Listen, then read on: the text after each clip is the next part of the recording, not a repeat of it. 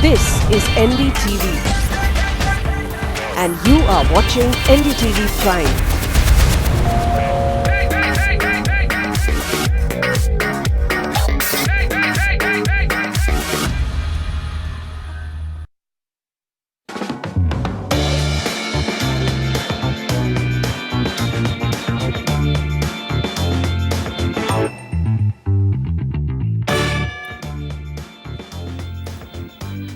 Hello and welcome to the Property Show. You're with the West edition of India's pioneering real estate show. Our focus ensuring you take the best and the right decision with your property investments. The prominent markets of West India covered today: Mumbai, Navi Mumbai, Thane, Pune and Ahmedabad. And we have with us Sameer Jasuja, founder and MD Prop Equity, to identify the top picks in your budget backed with some solid data and research. So let's begin with the show lineup. Authorities plan a crackdown on 20,000 illegal buildings in Vasai-Virar region. But how did the buildings come up in the first place? Is this another Campercola compound in the making, and who's responsible for the mess? Next up, are Mumbai developers finally coming to terms with reality and bringing down prices? A check on what's on offer for the home buyers in this West market. Also, in a market where most investors seem to believe happy days for investing in property are over, especially residential, we get you special insights into making profitable bets with residential real estate. We go up next to cover prime micro markets of Mumbai. Budget here is 1 crore plus. Housing options in Thane is starting at 65 lakhs and going right up to 1 crore. And top 3 micro markets of Pune for homes that are worth your money. Best buys also in Ahmedabad in a very pocket-friendly budget of 30 lakh rupees. Our top discussion first. There was a time when every financial planner in the country encouraged you not only to buy a home of your own as early in life as possible, but also to look at buying your second property as an inflation-proof investment and a cozy earning asset before your retirement. Conversations at most get-togethers in Indian homes used to center around how much so-and-so has made in their property investments. Globally, high net worth individuals have been known to multiply their wealth by investing in smart real estate. But a lot has changed today, hasn't it? Real estate cycle in India is down and people are advised that this is only an end-user market, which means only if you want to live in that residential property, it's worth buying. No longer is such real estate a profitable investment proposition, is what we've been hearing at least for the last 24 months or so. So imagine our excitement when we get inboxed with an article from one of the most trusted voices in real estate titled "Creating Wealth with Residential Real Estate Investments." And we decided to dissect that on the show with a gentleman who penned this article, Anuj Puri, Chairman and Country Head, JLL India. Anuj, thank you very much for joining us. When I saw the title, I was so excited. I said, okay, let me see what you've written. So essentially, you believe that wealth can be created even today by buying the right price residential real estate. Explain it to our viewers how.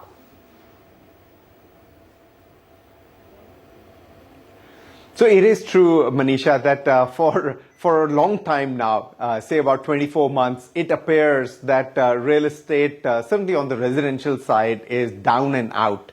And if you were to speak with anyone and say is that real estate is a great investment opportunity, I can tell you that they're going to say is, well, certainly not. And this is an asset class that they feel is untouchable at this stage. They feel was fraught with speculators, short-term investors, and it is a very dirty asset class. Having said that, it is the world's largest asset class. It's 3 times the GDP. And India, we know, is not an insular market. It's getting more attracted towards global. There are a lot of institutions coming into the real estate sector into India, and it is going to get professional. So whilst the human memory is looking at the last 24 months, I want to say is look at it over the last 60 months. There has been profits that have been made in this sector, perhaps abnormally, perhaps also wrongly by the speculators and the short-term investors. But equally, if you were to look at the global scenario and as an asset class, you cannot say that this is an asset class that I'm just not going to look at it. Yes, today it is down and under, but perhaps that is where the opportunity is. because that's when you actually start to invest. It is several times the value of gold, it's several times the value of equities, it is several times the value of debt at a global level. And as I said at the beginning, it's 3 times the global GDP. That's the asset values in real estate at a global front. Okay. So I do certainly feel, Manisha, that this is an opportune time to start looking at investment, certainly on the residential side, but there have to be a lot of caveats. And if I can continue, 4 or 5 very quick caveats one will need to look at it to make sure that you are investing properly. It has to be with the right developer. It has to be the right city. It has to be the right location. It has to be on a project where there is financial closure, and it has to be a project which has got full approvals. And that's where an astute investor should start to look at and start to invest. So, when you say that it has to be at the right location, at the right price point, how do you go out and hunt these deals? Because most of that stock seems to have been taken over. So either investors are sitting on it, so you get it from the resale market, but new projects seem to be coming up more further down where infrastructure isn't that great. So how would you really narrow down on what could be some of the winning markets?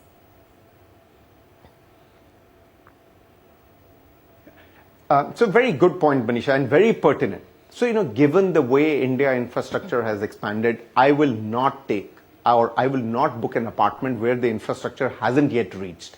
I mean, we've heard all these stories that the bridge is going to come in, the road is going to come in, the train is going to come in, the water supply is going to come in, the drainage is going to come in. But when it is going to come in, nobody knows. So I am not going to stretch that investment opportunity to take on the edge of the city.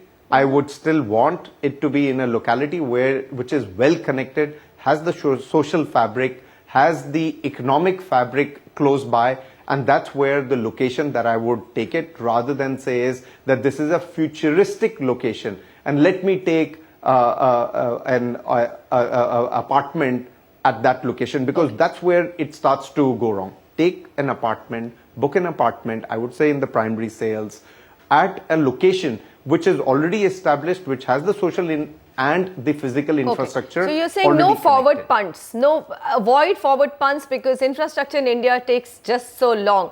Okay, so I'm going to bring in Sameer here, because he's also been very, very closely in touch with actual buyers there, and also from the show we've got some insight. Sameer, there was a point when we did have people say forecast where the infrastructure is going to go and take a punt there. But I'm not going to delve or basically spend more time here. I'm saying, is there a thumb rule in terms of rental returns that you can get out of a real estate asset? What is it? How do you know it's the right price for any asset in property that you're getting into on the residential side? Should rental yield be the thumb rule? Manisha, to begin with, first of all, add to what Anuj has said. Very pertinent points were made by Anuj. Just to add 2 more points, I think what is going to be driving real estate demand and pricing in the residential side going forward are going to be 2 more points. One is, most important, is the demand supply dynamics. Now, I can give you case studies here where in the last 2.5 years, properties worth 15 crores have touched 30 crores. Case in point, great developer like Anuj said, DLF, right product, Camellias, has gone up 100% in the last 2.5 years in the worst performing markets, precisely because of demand supply dynamics and employment generation opportunities. Now, if you look at just golf course as an example, there are 1 million square feet of commercial real estate that got ready with prime tenants coming in, or whether you look at some luxury real estate assets in Bangalore, luxury real estate which was high priced in certain micro markets has gone up primarily because of these 2 factors. In addition to what you asked, the pricing points, I think there is enough data now available in the market from many websites, from many brokers and companies such as ours, where you can actually now see how the price movement has happened over the last 2.5-3 years and what was the price 5 years ago. Now, if you couple that with the demand supply in that region, which is also very easily available, you can easily come to the right price point of any micro market and make a judicious decision, and you are bound to go right if you follow what Anuj just said and add these 2 more points. There's a tremendous upside still for going forward. Yes, the horizon should be not 1 or 2 years, but you can take it up to 5 years, and you can easily make a 10 to 15% compounded annualized return going forward. Okay, seems like both of you are in consensus, even with the returns part of it, 15% over the next 3 years is possible. My question to you, Anuj, is in your article, Samir here mentions couple of markets, and he's always had the knack of picking these markets where I'm sure he owns a lot of real estate, which have given you phenomenal returns, even being in luxury segment. Your article on the other side says, protect your downside and look at the 2,800 to 5,000 bracket. These are two, absolute opposite ends of the conversation, isn't it? So it's a very good point, Manisha, and I'll try and explain. But I just want to reiterate one point that Samir said, and that was the last sentence that he said. Very, very important for those who are seeing your show, Manisha, that this investment is not a short-term investment. It's not a 6, 12 month. As Samir very rightly put it up, you have to look at a 4, 5, 6 year horizon. Don't think that I'm going to get in and then I'm going to get out in 6 months' time. Also, it is a illiquid asset class. It's not like a stock market. It takes time to monetize the assets. So those viewers who are going to get excited with what Samir and I are saying, Manisha, we just want to put in that caveat as well, that take the horizon as at least 5 years, not shorter. Samir is right when he says the premium, but it is also in the segments, Manisha, where there is very less supply of premium. So he picked up the example of camellias, or he referred to Bangalore. Very conveniently, Samir did not refer to Mumbai, where I'm sitting in, because this is a place which I can tell you, in premium, you would just not want to touch it. Yeah, absolutely. You just don't want to be close to premium unless you are an end user. Okay, fair enough. So I would like maybe 3 thumb rules, because what I gleaned from your article, which was a really interesting point, say map out that it is at least lower than the 2008 level, the property that you're buying, right? So that's a good price point to look at, that it's not overinflated. It's below 2008 levels, and clearly over 5 years, it has more than 5 years, 7 years, it's actually available to you cheaper. Second, Anuj, what most experts tell me is that in India, the reason why real estate was so overinflated and was bound to come down was the rental yields on residential. And they were always very poor, and it was always a capital gains game, which is now ending. So if you are likely to get a 3.5% rental yield on an asset that you're going to buy today, it's probably the right price. Would you go with that? I mean, would you go with that thumb rule? I would certainly go with that thumb rule, but Manisha, I can tell you it is equally very difficult today to say is on the asset that I'm going to buy today that I'll be able to get 3.5% rental return today itself. So what you will have to look at it is maybe 18, 24 months going forward, and expect that at that time you will have between 2.5 to 3.5% rental return coming in from the residential. But buying it at today and then trying to see is whether I can get 3.5% on today's rental may be a little bit difficult. So perhaps you'll have to look a little forward and then make your rental yield expectations. Okay, final question. Anuj said primary markets ideally, but with a lot of due diligence. Samir, you've always been saying hit the resale market. There's so much inventory available outside. Between the two, Samir, which one would you pick today? Well, I would pick up most definitely the resale market, under construction market, which the investors had actually got into and are looking at exits. Anuj and I are primarily saying really the same thing. Go into the primary markets, but if the developer is not giving you the right price, you may just get the right price from an investor who's stuck over there. But primarily go into the primary under construction markets, not with projects that are just about to start, but projects that are midway through or nearing completion. Anuj, is that so? Go with under construction project in advanced stages of construction, and primary or resale wherever you get, developer or resale wherever you get the best deal. And it is true. And the reason for that is, Manisha, there is a little bit more confidence that at least the approvals would have been in place, at least the initial approvals are in place, and the developer has been able to bring the project to a certain level of development. The other addition that I would say is it's perhaps good quality developers several good quality developers that you have across India. And for those developers who are just launching the project, I think it is still worth picking it up, because their reputation precedes. If the value at which they are launching is the right, I would pretty much encourage the investors to look at buying with those developers. Except that I probably can count them on my fingertips, those developers. Yeah, the problem is they're charging their premiums today because of their brands.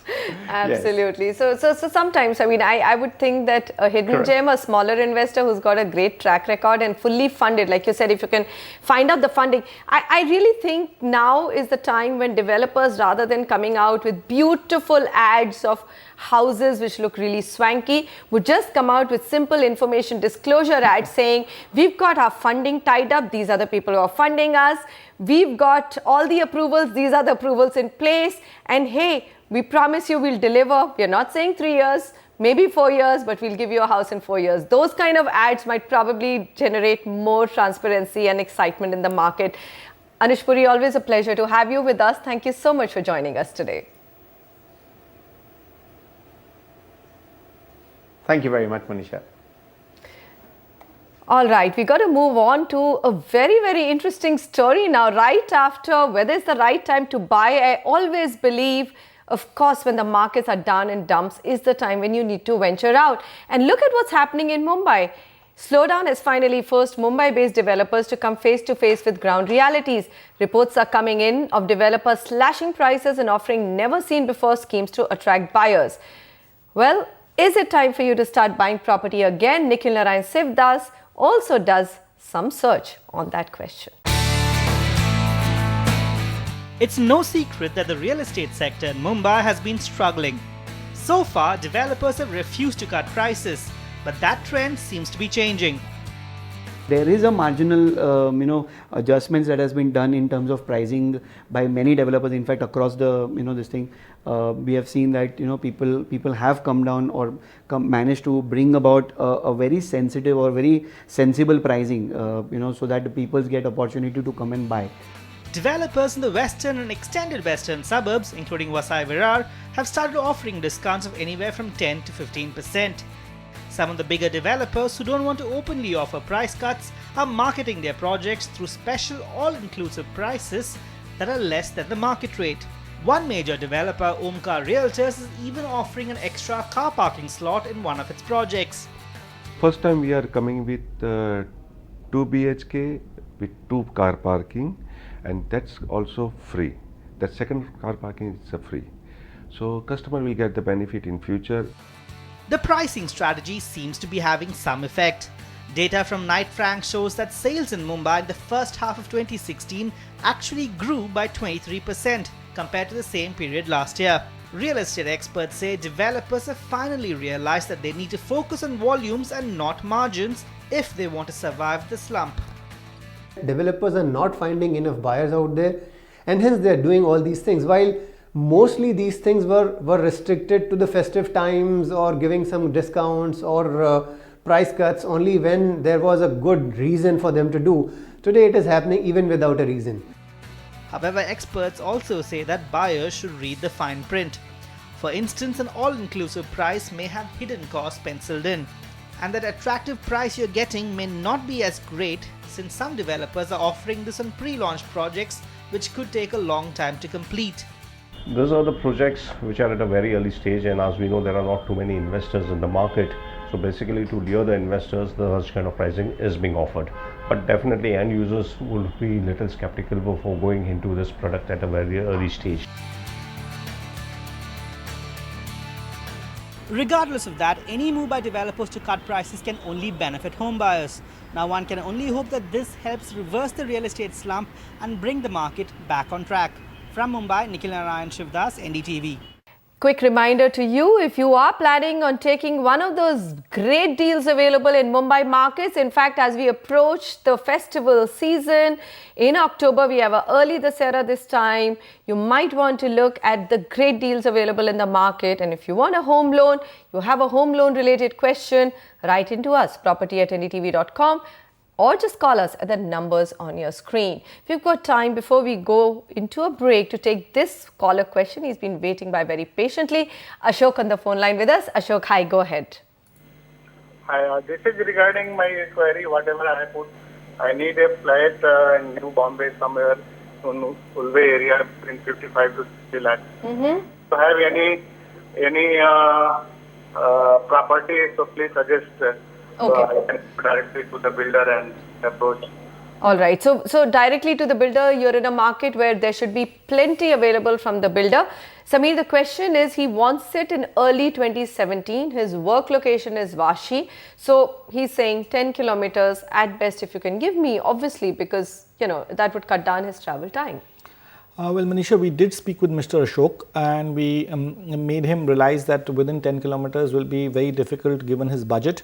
So we've got Panvel micro market, which will be right for his requirement with respect to size and budget, which is a bit, it's about 20 odd kilometers from his workplace, which is Vashi, but great amount of community living and gated communities coming up there and projects getting ready by 2017, which is the other requirement. Keeping all these in mind, that's the right micro market to go in with. Let's just look at the key. Plus, there's at least a lot of infrastructure planned for better connectivity. I mean, it may take some time, but eventually it will happen. Yeah, absolutely. And of course, the new airport is going to be a big boost for that region in terms of price appreciation as well going forward. Coming to the key data points of this micro market, 36 months of inventory overhang. It is understandable in today's slow going market. The mid segments trading at 5,300 rupees a square foot. Yet it's being able to maintain a price appreciation of about 7% on an annualized basis. The three projects that you can consider are Platinum Pride by Platinum Group. This project is a G+7 story project located in Sector 4. Project is only 900 meters away from the proposed NMMT bus depot, and the project is also 1.3 kilometers from the proposed Karanjade railway station. Connectivity is the most important data point that is required to be close to the project, which helps in the project doing better. So keep that in mind, specifically in Mumbai region. Sai Simran by Yashraj Group is the second recommendation, consisting of 3 wings. Project is located at Sector 4. Amenities here include a swimming pool, gym and some more amenities such as indoor games. Bhaveshwar Heights by Jai Shakti Builders. This is a standalone tower of G+12 stories located at Sector 6, Karanjade, Panvel. Here also amenities are basic only, they're just providing you a gym, but the developer is locally reputed. And project is 3.6 kilometers from the Panvel station and 4.5 kilometers from the ONGC hospital. All right. So, well, there's also, you know, new CST stations proposed for this region. So, I think connectivity per se is likely to improve for Navi Mumbai, and that should help in terms of crossing that 20-kilometer gap between the house and your workplace. Platinum Pride, Platinum Group, Sai Simran Yashraj Group, and Bhaveshwar Heights by Jai Shakti Builders. When we come back, top budget buys in the city of Ahmedabad and an address that promises to bring sophistication and elevated lifestyle to Bulund, Vivati by Tata Housing is on our project tracker today. Take a look at what this project has to offer.